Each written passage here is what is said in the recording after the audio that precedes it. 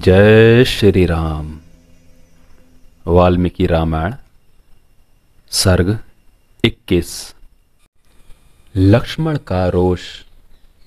उनका श्री राम को बलपूर्वक राज्य पर अधिकार ले लेने के लिए प्रेरित करना तथा श्री राम का पिता की आज्ञा के पालन को ही धर्म बताकर माता और लक्ष्मण को समझाना। इस प्रकार विलाप करती हुई श्री राम माता कौशल्या से अत्यंत दुखी हुए लक्ष्मण ने उस समय के योग्य बात कही।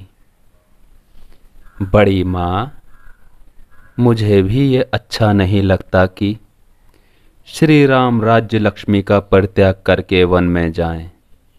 महाराज तो इस समय स्त्री की बात में आ गए हैं, इसलिए उनकी प्रकृति विपरीत हो गई है। एक तो वे बूढ़े हैं, दूसरे विषयों ने उन्हें वश में कर लिया है। अतः कामदेव के वशीभूत हुए वे नरेश कैकई जैसी स्त्री की प्रेरणा से क्या नहीं कह सकते हैं।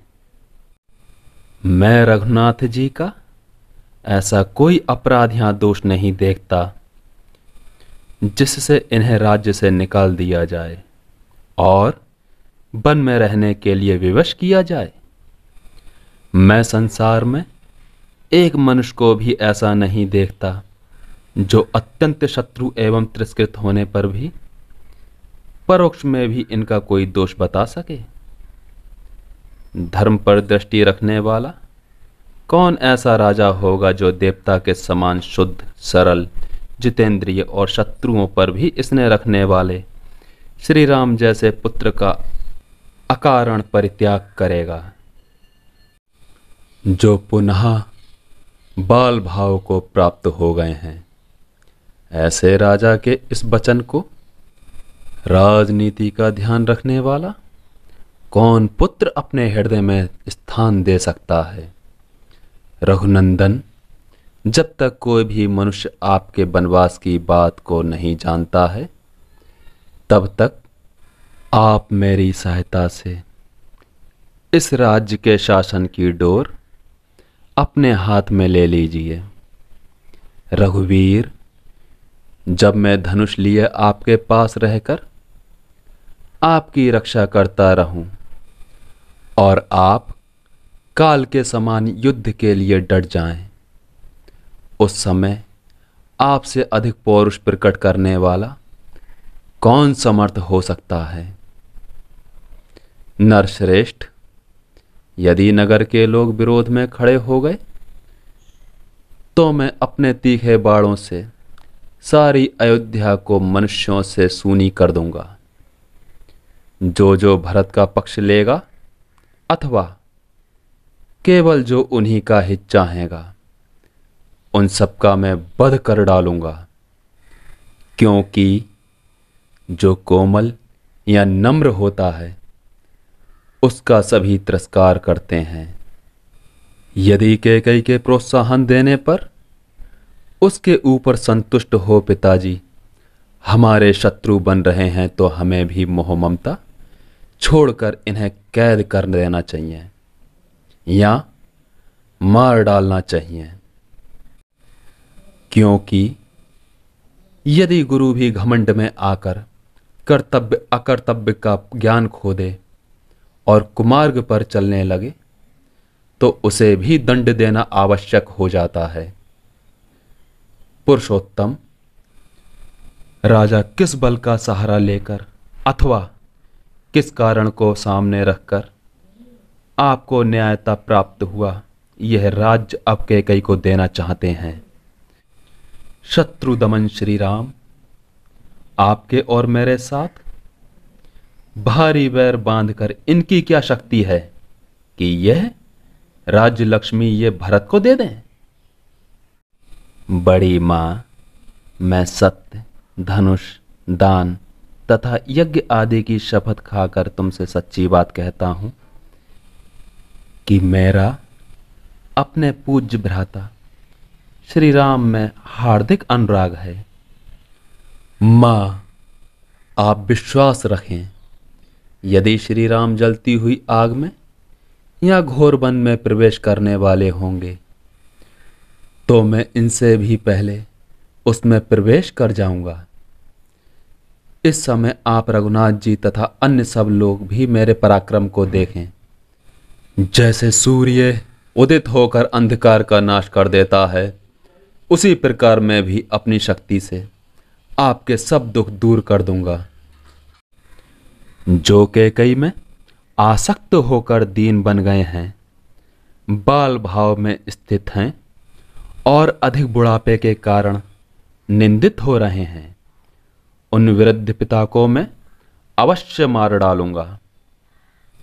महामनस्वी लक्ष्मण के यह ओजस्वी वचन सुनकर शोकमग्न कौशल्या श्री राम से रोते हुए इस प्रकार बोली। बेटा, तुमने अपने भाई लक्ष्मण की कही सारी बातें सुन ली।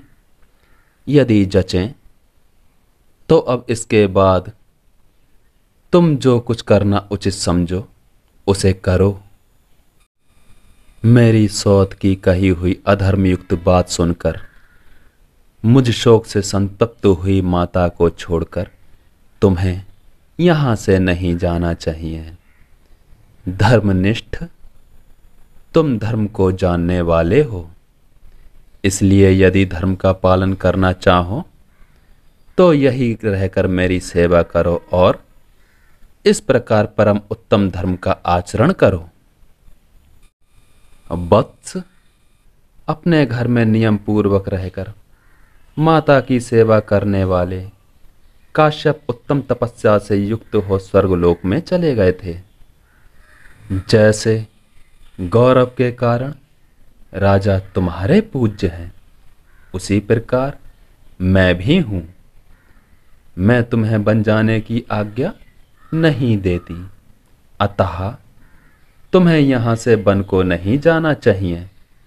तुम्हारे साथ तिनके चबा कर रहना भी मेरे लिए श्रेष्ठ कर है, परंतु तुमसे विगल हो जाने पर ना मुझे इस जीवन से कोई प्रयोजन है और ना सुख से।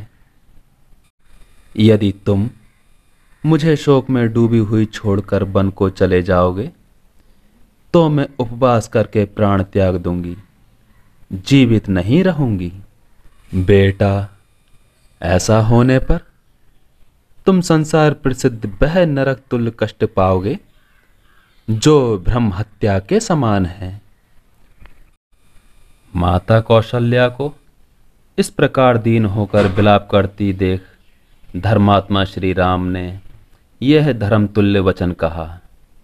माता, मैं तुम्हारे चरणों में सिर झुकाकर तुम्हें प्रसन्न करना चाहता हूँ। मुझ में पिताजी की आज्ञा का उल्लंघन करने की शक्ति नहीं है, अतः मैं वन को ही जाना चाहता हूँ। वनवासी विद्वान कंडू मुनि ने पिता की आज्ञा का पालन करने के लिए अधर्म समझते हुए भी गौ का वध कर डाला। जमदग्नि के पुत्र परशुराम ने पिता की आज्ञा का पालन करने के लिए वन में फरसे से अपनी माता रेणुका का गला काट डाला था। मां, इन्होंने तथा और भी बहुत से देवतुल्य मनुष्यों ने उत्साह के साथ पिता के आदेश का पालन किया है, अतः मैं भी कायरता छोड़कर पिता का हित साधन करूंगा।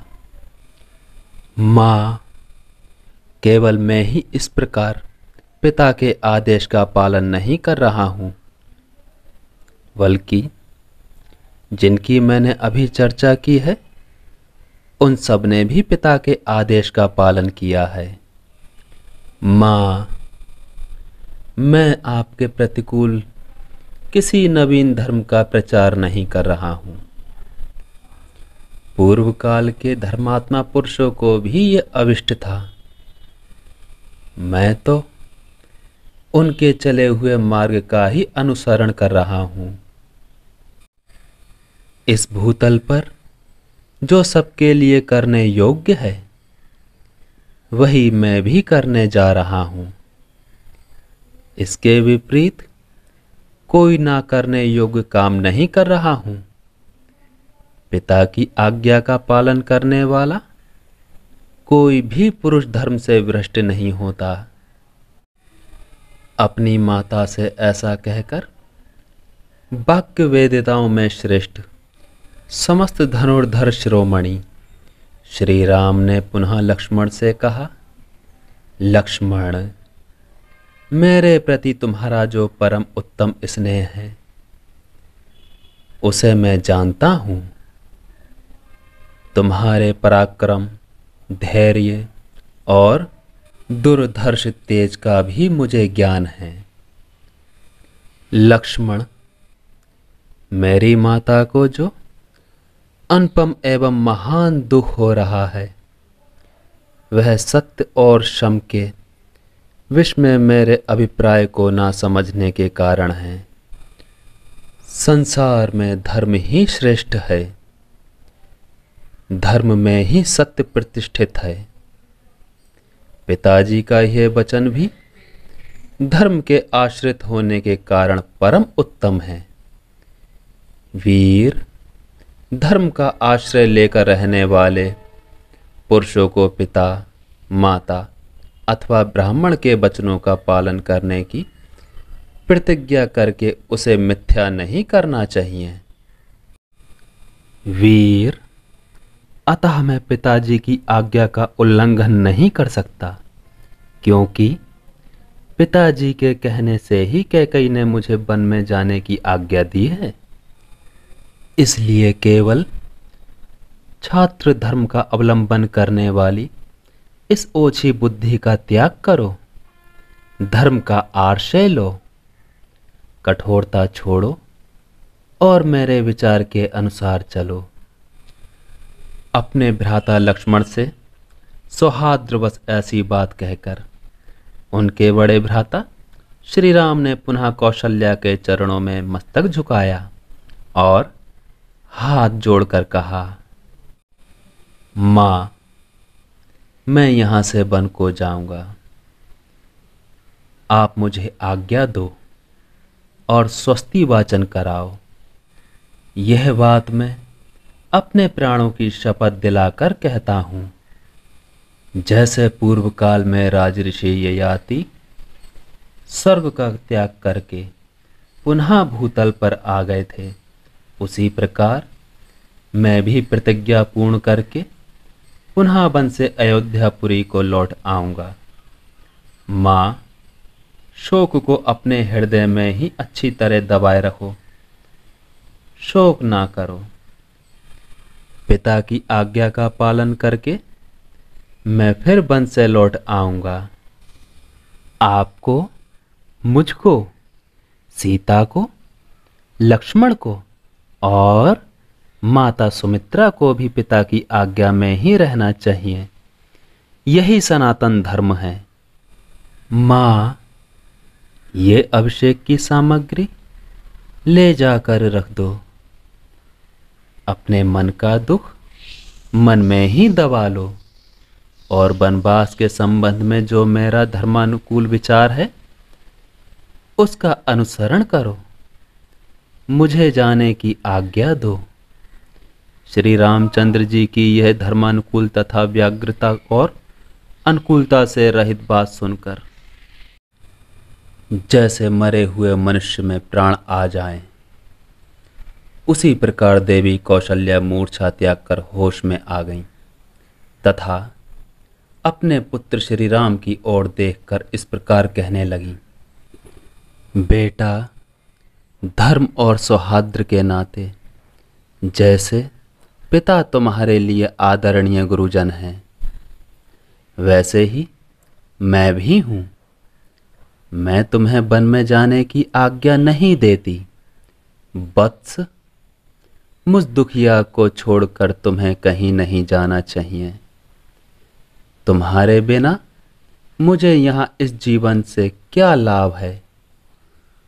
इन स्वजनों से, देवता तथा पितरों की पूजा से और अमृत से भी क्या लेना है?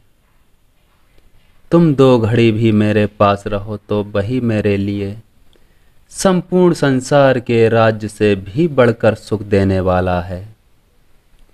जैसे विशाल गजराज किसी अंधकूप में पड़ जाए और लोग उसे जलते लोहाठों से मार मार कर पीड़ित करने लगें, उस दशा में वह क्रोध से जल उठे, उसी प्रकार श्री राम भी माता का बारंबार करुण विलाप सुनकर इसे स्वधर्म में बाधा मानकर आवेश में भर गए, वन में जाने का ही दृढ़ निश्चय कर लिया। उन्होंने धर्म में ही दृढ़तापूर्वक स्थिर रहकर अचेत सी हो रही माता से और आर्त एवं संतप्त हुए सुमित्रा कुमार से ऐसी धर्मानुकूल बात कही जिसे उस अवसर पर वह ही कह सकते थे, लक्ष्मण, मैं जानता हूं तुम सदा ही मुझ में भक्ति रखते हो और तुम्हारा पराक्रम कितना महान है ये भी मुझसे छिपा नहीं है। तथापि तुम मेरे अभिप्राय को और ध्यान न देकर माता के साथ स्वयं भी मुझे पीड़ा दे रहे हो। इस तरह मुझे अत्यंत दुख में न डालो। इस जीव जगत में पूर्वकृत धर्म के फल की प्राप्ति के अवसरों पर जो धर्म, अर्थ और काम तीनों देखे गए हैं, वे सब के सब जहाँ धर्म है वहाँ अवश्य प्राप्त होते हैं, इसमें संशय नहीं है। ठीक उसी तरह जैसे भार्या, धर्म, अर्थ और काम तीनों की साधन होती है, वह पति के वशीभूतियां अनुकूल रहकर अतिथि सत्कार आदि धर्म के पालन में सहायक होती है, प्रेयसी रूप से काम का साधन बनती है और पुत्रवती होकर उत्तम लोक की प्राप्ति रूप अर्थ की साधिका होती है। जिस कर्म में धर्म आदि सब पुरुषार्थों का समावेश ना हो उसको नहीं करना चाहिए। जिससे धर्म की सिद्धि होती हो उसी कर्म को आरंभ करना चाहिए। जो केवल अर्थपरायण होता है वह लोक में सबके द्वेष का पात्र बन जाता है तथा धर्म विरुद्ध काम में अत्यंत आसक्त होना प्रशंसा नहीं, निंदा की बात है। महाराज हम लोगों के गुरु, राजा और पिता होने के साथ ही बड़े बूढ़े माननीय पुरुष हैं। वे क्रोध से, हर्ष से अथवा काम से प्रेरित होकर भी यदि किसी कार्य के लिए आज्ञा दें तो हमें धर्म समझकर उसका पालन करना चाहिए। जिनके आचरण में क्रूरता नहीं है, ऐसा कौन पुरुष पिता की आज्ञा के पालन रूप धर्म का आचरण नहीं करेगा। इसीलिए मैं पिता की इस संपूर्ण प्रतिज्ञा का यथावत पालन करने से मुंह नहीं मोड़ सकता। तात लक्ष्मण, वे हम दोनों को आज्ञा देने में समर्थ गुरु हैं और माता जी के तो वे ही पति हैं, गति तथा धर्म हैं। वे धर्म के प्रवर्तक महाराज अभी जीवित हैं और विशेषतः अपने धर्म में मार्ग पर स्थित हैं।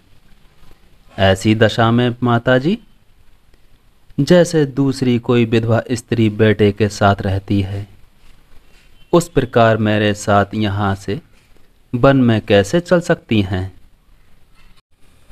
अतः माता, तुम मुझे वन में जाने की आज्ञा दो और हमारे मंगल के लिए स्वस्ति वाचन कराओ, जिससे वनवास की अवधि समाप्त होने पर मैं फिर तुम्हारी सेवा में उपस्थित हो जाऊं। जैसे राजा ययाति सत्य के प्रभाव से फिर स्वर्ग में लौट आए थे, केवल धर्महीन राज के लिए मैं महान फलदायक धर्म पालन रूप सुयश को पीछे नहीं ढकेल सकता।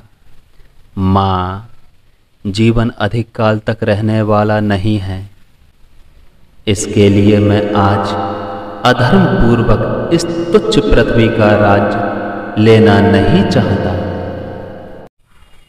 इस प्रकार नरश्रेष्ठ श्री राम ने धैर्य पूर्वक दंड कारण में जाने की इच्छा से माता को प्रसन्न करने का प्रयत्न किया तथा अपने छोटे भाई लक्ष्मण को भी अपने विचार के अनुसार भली भांति धर्म का रहस्य समझाकर मन ही मन माता की परिक्रमा करने का संकल्प किया।